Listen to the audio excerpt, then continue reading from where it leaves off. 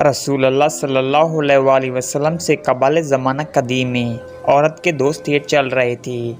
ایک باعزت خاندانی خاتون جس کے ساتھ تعلقات قائم کرنے کے لیے باقاعدہ نکاح کیا جاتا تھا۔ دوسری، منڈیوں میں بکنے والی قابل خرید و فروخت عورت جس کو لونڈی کہا جاتا تھا۔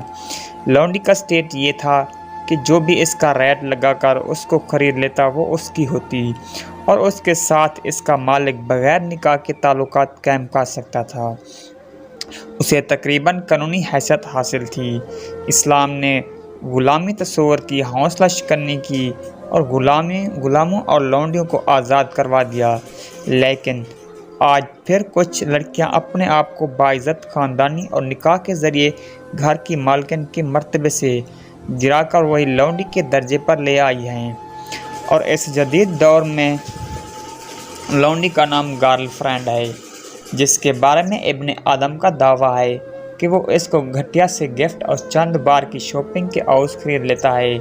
سوچنا عورت کو چاہیے کہ وہ نکاح کر کے گھر بسانا چاہتی ہے یا گرل فرینڈ بن کر کسی کے لیے ٹائم پاس بننا چاہتی ہے۔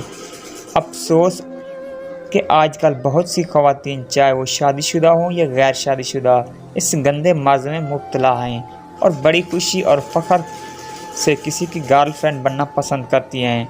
سخت مگر قابل غور بات، کاش کہ تیرے اتر جائیں دل میں میری بات۔ اللہ پاک سمجھنے اور عمل کرنے کی توفیق عطا فرمائے۔ Please subscribe channel.